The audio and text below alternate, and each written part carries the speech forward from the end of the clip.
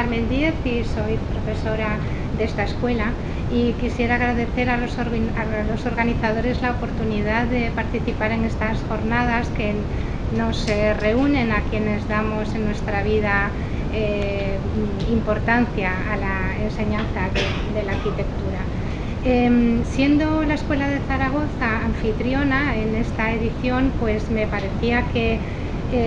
los profesores de esta escuela tenemos no solo la oportunidad, sino casi la obligación de recapitular lo que han sido estos 10 años y de mostrar lo que hemos venido haciendo, y como responsable del área de composición arquitectónica eso es lo que voy a hacer en los 10 minutos que tengo a disposición. Y lo que voy a hacer es comenzar lanzando unas preguntas. ¿Qué es lo que los cursos del área de composición arquitectónica deben ofrecer hoy a un estudiante de arquitectura? ¿Cómo podemos persuadir a los estudiantes seducidos por las tecnologías puntas, comprometidos con los nuevos retos de la sociedad, con la ecología, con la sostenibilidad, de la utilidad que tiene la historia? ¿Cómo podemos presentar las lecciones que se pueden extraer de la historia como material valioso para entender la realidad e incluso como herramientas para abordar el propio proyecto? Los intereses de nuestra cultura y de nuestra sociedad están consolidando una idea de la arquitectura que realmente es operativa y transversal, y que opone una cierta resistencia a aquellas asignaturas pues que no tienen una relación, un contacto directo, una conexión directa con la realidad. Y además pues la docencia de la arquitectura canónica y convencional, por otro lado,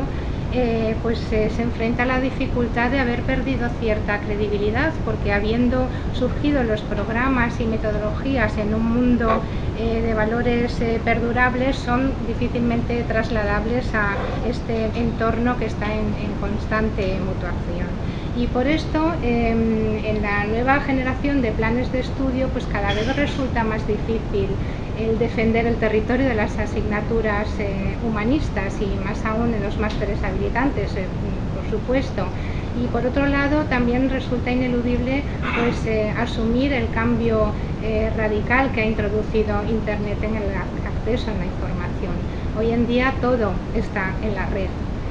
¿Cómo podemos evitar que se devalúen unas asignaturas pues que tienen un corte claramente teórico y cuyos contenidos pues parecen haberse vuelto aparentemente accesibles a todo el mundo, sin necesidad de acudir a una biblioteca especializada o de recibir alguna orientación para abordar los programas? Uno de los retos pues es convencer a los estudiantes de que nuestros cursos ayudan a controlar el exceso de información, ayudan a controlar la sobresaturación de datos, que los discriminan y que ofrecen un discurso propio, sensato, intencionado, pero a la vez actualizado y sugerente, que es lo que debería ser. Y otro es persuadirles de que el estudio y el conocimiento de algunos episodios relevantes de la historia pues pueden ayudar también a entender mejor la complejidad del mundo actual. Antes de presentar una brevísima pincelada de lo que hacemos, considero importante también hacer hincapié en las posibilidades reales que tenemos en el plan de estudios. Nosotros contamos solamente con 24 créditos teóricos de asignaturas obligatorias, frente, por ejemplo, a los 36 que tiene la ETSAM, o a los 30 que tiene la Escuela de Barcelona, o a los 38 la de Sevilla. Y por eso pues lo más sensato me pareció que con esta cantidad de créditos que teníamos pues era mejor pues apostar por dar sentido a toda una materia, en lugar de plantear pues un sumatorio de programas repartidos entre los que han sido las asignaturas clásicas del área de composición: introducción, estética, teoría, análisis. Entonces, bueno, parecía más razonable pues ofrecer una visión integral de la historia de la arquitectura, aunque luego tuviese matices de aspectos de la composición que son muy importantes, o de teoría, etcétera, ¿no? De manera que también las asignaturas optativas son las que adquieren ese carácter pues más transversal y que tienen el acento en la dimensión cultural de la arquitectura, y también son las que permiten las colaboraciones riquísimas con otras asignaturas.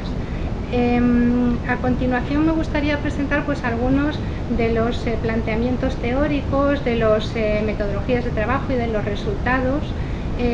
que buscan pues actualizar y que buscan revitalizar o preservar la enseñanza de la historia en las escuelas de arquitectura. Por un lado, pues un clásico, aprender historia dibujando, ¿no? En todas las asignaturas obligatorias del área se hace especial hincapié en el dibujo como parte activa de la metodología de aprendizaje. Comienza pues siendo una herramienta básica para los alumnos de primero, que son estos dibujos que tenemos aquí, y que además les permite algo muy importante, que es conocer cuánto la disciplina tiene sus limitaciones y también sus posibilidades, ¿no? Después se va volviendo paulatinamente más conceptual y analítico en las asignaturas de segundo curso, y en las de tercero y cuarto pues van los estudiantes asumiendo un papel más activo, porque en las clases prácticas, en paralelo a las clases teóricas, ellos van analizando una serie de edificios de arquitectura española que a modo de eslabones van construyendo un recorrido intencionado por lo que ha sido la historia de la arquitectura española en el siglo XX. Otra de las cuestiones en las que hacemos bastante hincapié es en los exámenes. Examinamos estimulando la reflexión y la argumentación. Los exámenes están concebidos de esta manera, para que, claro, acompañados por el estudio, acompañado pues por esa inevitable memorización o retención, ¿no?, de ideas que estas asignaturas requieren,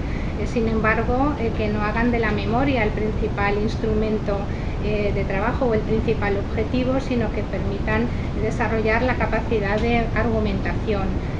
Por eso los exámenes pues no se trata solo de demostrar que se conocen una serie de episodios de arquitectos u obras, sino que los estudiantes están en condiciones de manejar esa información y de desarrollar reflexiones y argumentaciones. También, la recuperación, por ejemplo, es un tema más teórico, ¿no?, de la long durée frente al short term.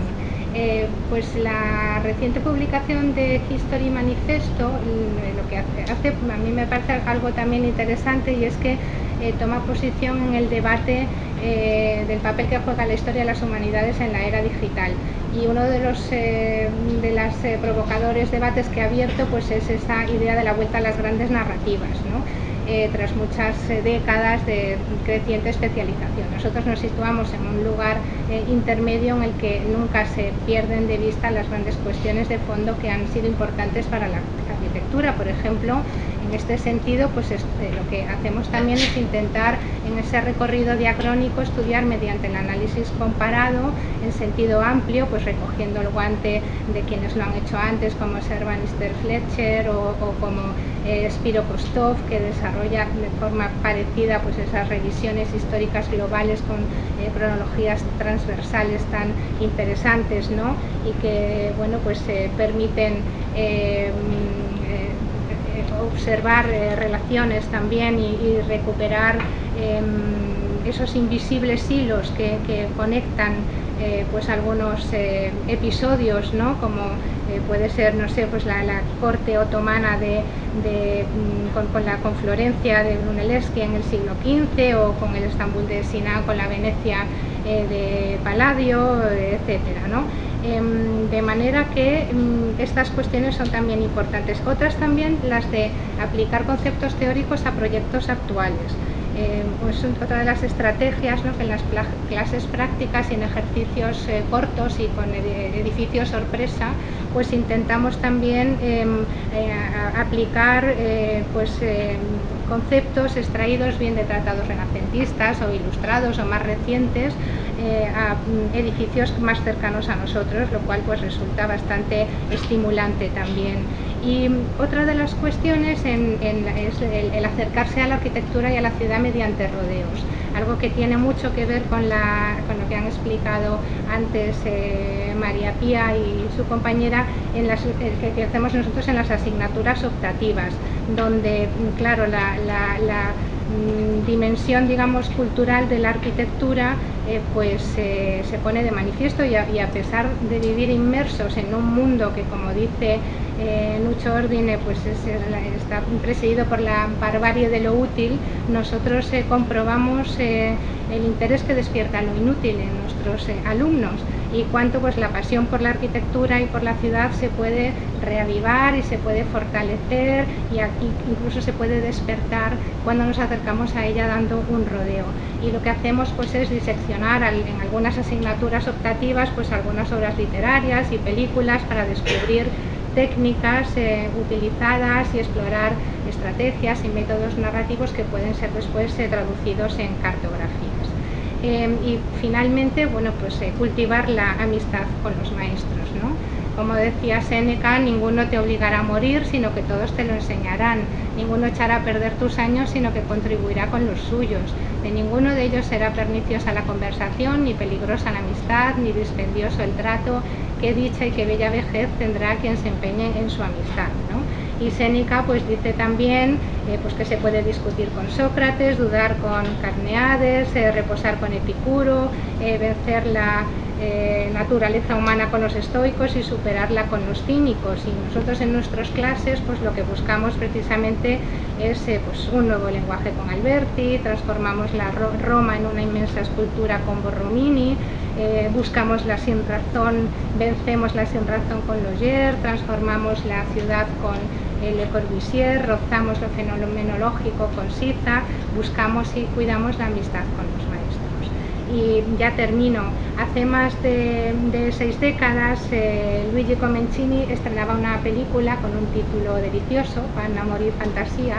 en la que con un inteligente guión lo que ofrecía era una alternativa al neorrealismo en boga, mediante una comedia romántica aparentemente intrascendente. A la vista de lo que está cambiando nuestra profesión en las últimas décadas, hoy resulta cada vez más necesario escribir guiones inteligentes que permitan actualizar la enseñanza de la arquitectura en general y de la composición arquitectónica en particular. Pero resulta necesario evolucionar en paralelo al mundo, por supuesto, que nos rodea, pero también yo me gustaría hacer una llamada al empleo prudente del concepto de innovación frente a las fiebres de innovación que acaban por ser lo menos innovador en nuestras vidas. Y que nos movamos pues con cautela entre los dos polos universales, la tradición y la innovación, que han venido equilibrando desde siempre el progreso. Para ello pues hay que manejar las propuestas innovadoras con inteligencia, preservando la solidez intelectual, por muy líquido que sea el estado del mundo en el que vivimos. Ahora estamos empezando un nuevo curso, estamos en los primeros meses del curso y tenemos una vez más la oportunidad de mejorar, quizá innovando, seguramente innovando,